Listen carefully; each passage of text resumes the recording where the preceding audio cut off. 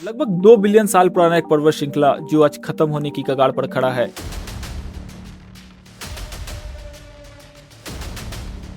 हर दिन हर घंटे ये पहाड़ियां धीरे धीरे खत्म हो रही हैं और हमें इसका एहसास ही नहीं हो रहा। अगर ये सब अभी नहीं रोका गया तो आने वाले समय में कई शहर रेगिस्तान जैसे हालातों का सामना करेंगे। इन सब का कनेक्शन है सुप्रीम कोर्ट के एक ऑर्डर से, जिसके बारे में बहुत कम लोग जानते हैं। यह है अरावली हिल्स क्राइसिस, एक सीरियस एनवायरमेंटल इशू जिसका इम्पैक्ट हर दिन आपके और हमारे जिंदगी पर पड़ेगा। पहले समझते हैं अरावली है क्या। अरावली गुजरात से शुरू होकर राजस्थान और हरियाणा से गुजरते हुए दिल्ली एनसीआर तक फैला हुआ 692 किलोमीटर लंबी एक पर्वत श्रृंखला है, जिसका फॉर्मेशन लगभग 1.8 to 2 बिलियन साल पहले स्टार्ट हुआ था। और साइंटिस्ट का कहना है कि ये दुनिया की सबसे पुरानी माउंटेन रेंज में से एक है। जब हम माउंटेन्स की बात करते हैं तो हिमालय याद आते हैं, ऊंची स्नो पीक्स, लेकिन अरावली बिल्कुल अलग है। यहाँ बड़े पीक्स कम है, इंस्टेड यहाँ छोटी पहाड़ियाँ हैं, 20 मीटर, 50 मीटर और 100 से 150 मीटर तक की ऊंचाई वाली पथरीली पहाड़ियाँ, तीखी चढ़ाइयाँ और कम घने जंगल। देखने में शायद इंप्रेसिव ना लगे, लेकिन इकोलॉजिकली ये बहुत पावरफुल है, क्योंकि ये सारे हिल्स जियोलॉजिकली कनेक्टेड हैं। एक नेचुरल सिस्टम जहाँ वाटर फ्लो होता है, वाइल्ड लाइफ मूव करता है और लोकल क्लाइमेट रेगुलेट होता है। तो ये छोटी छोटी पहाड़ियाँ एक्चुअल में एक बड़े इकोसिस्टम का हिस्सा है और यहीं से शुरू होती है हमारी कंट्रोवर्सी।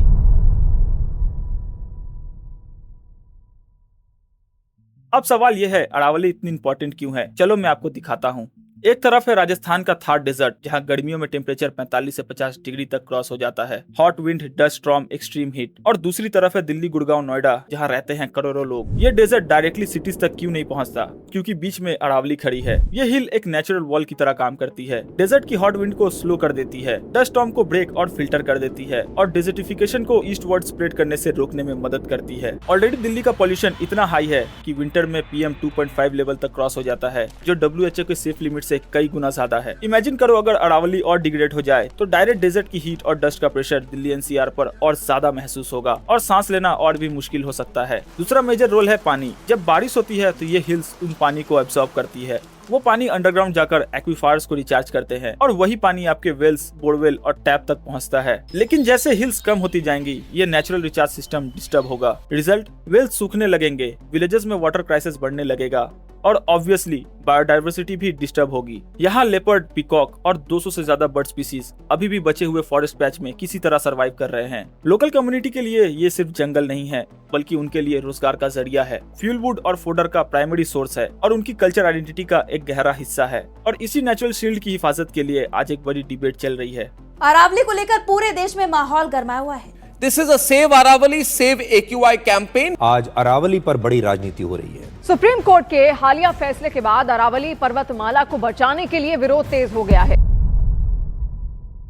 रिसेंट ईयर में स्पेशली 20 नवंबर 2025 को सुप्रीम कोर्ट का एक बहुत इंपॉर्टेंट डिसीजन आया। कोर्ट ने कमेटी के बेस पर अरावली का डेफिनेशन तय किया। अरावली हिल्स सिर्फ वही लैंडफॉर्म मानी जाएंगी जो अपने आसपास के जमीन से कम 100 मीटर ऊपर उठी हैं और उनकी स्लोप और एडजेंडिंग एरिया भी इस डेफिनेशन का पार्ट होंगे। मतलब सिंपल वर्ड में, अगर कोई भी हिल अपने लोकल रिलीफ से 95 मीटर ऊपर है तो वो लीगली अरावली नहीं मानी जाएगी, और अगर ये 100 से 110 मीटर ऊपर है तो वो अरावली है और उस पर ही स्पेशल रूल अप्लाई हो सकता है। अब देखिए प्रॉब्लम है क्या। फॉरेस्ट सर्वे ऑफ इंडिया के इंटरनल असेसमेंट के मुताबिक राजस्थान के 15 डिस्ट्रिक्ट में मैप्ड 12,081 अरावली हिल्स में से सिर्फ 1,048 हिल्स यानी लगभग 8.7% 100 मीटर के थ्रेशोल्ड को मीट करती हैं। मतलब 90% से ज्यादा अरावली फीचर्स लीगली प्रोटेक्शन के स्कोप से बाहर हो जाएंगे। पहले का डेफिनेशन ये था कि forest survey of India FSI ने अरावली को डिफाइन करने के लिए बॉर्डर साइंटिफिक क्राइटेरिया सजेस्ट किया था, जिसमें slope, foothills buffer, valley width और इकोलॉजिकली कनेक्टिविटी सब इंक्लूड थे, सिर्फ हाइट नहीं।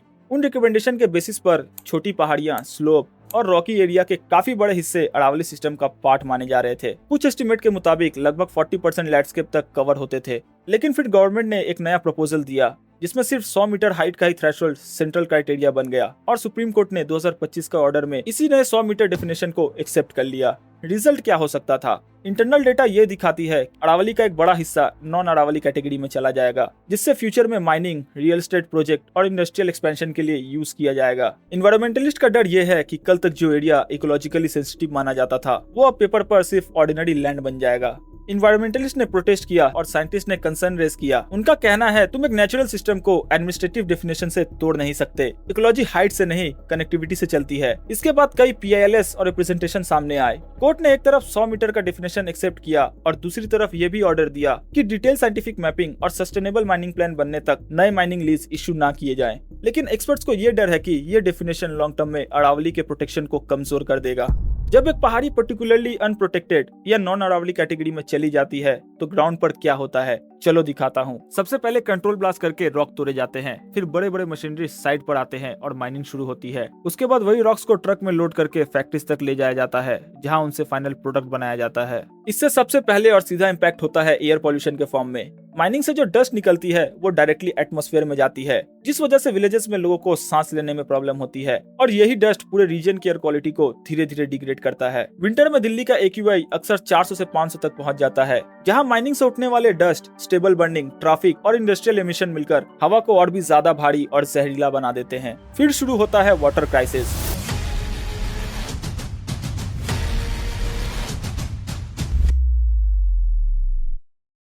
जैसे जैसे हिल्स तोड़ी जाएंगी वैसे वैसे अंडरग्राउंड एक्विफायर्स डिस्टर्ब हो जाएंगे। जो नेचुरल सिस्टम सालों से साइलेंटली काम कर रहा था वो धीरे धीरे कोलैप्स करने लगेंगे। इसका सीधा इम्पैक्ट विलेजेस पर पड़ेगा। कुएं सूखने लगेंगे, बोरवेल्स को 300 से 500 फीट तक और गहरा करना पड़ेगा और फिर एक दिन ऐसा आएगा जब कई जगह पानी टैप वाटर से नहीं टैंकर से आना शुरू हो जाएगा, जहां टैंकर्स वाटर यूज करने के लिए एक इमरजेंसी नहीं बल्कि डेली लाइफ का नॉर्मल हिस्सा बन जाएगा।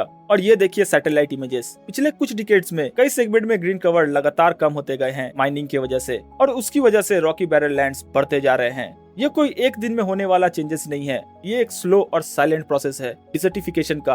अगर अरावली इसी तरह डिग्रेड होती रही तो थार जैसे ड्राई और डिग्रेड कंडीशंस धीरे धीरे फॉरेस्ट से निकलकर सिटीज की तरफ शिफ्ट होने लगेंगे।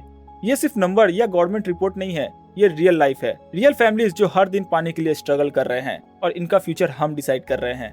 अरावली हिल्स का डेमोलिशन सिर्फ दिल्ली, हरियाणा या राजस्थान तक लिमिट नहीं रहेगा, क्योंकि अरावली नॉर्थ वेस्ट इंडिया के क्लाइमेट सिस्टम का एक इंपॉर्टेंट स्टेबलाइजर है। जब ये नेचुरल बैरियर कमजोर होंगी तो थार डेजर्ट की गर्म हवा और धूल उत्तर प्रदेश, मध्य प्रदेश और बिहार जैसे स्टेट तक फैल सकते हैं। इससे एयर क्वालिटी सिर्फ एक शहर में नहीं बल्कि पूरे नॉर्थ और सेंट्रल इंडिया में डिग्रेड होगी, जिससे पानी की कमी होगी, जिसका डायरेक्ट इम्पैक्ट फूड प्रोडक्शन पर पड़ेगा और इसका प्रेशर पूरे इंडिया के फूड प्राइस पर महसूस होगा। क्लाइमेट बैलेंस बिगड़ने से मॉनसून पैटर्न भी अनप्रेडिक्टेबल हो सकते हैं, कहीं एक्सट्रीम रेनफॉल, कहीं लंबा ड्राई स्पेल। और जब पानी और फार्मिंग कोलैप्स होंगी तो लार्ज स्केल में माइग्रेशन शुरू होगा, जो अर्बन सिटीज पर प्रेशर बनाएगा।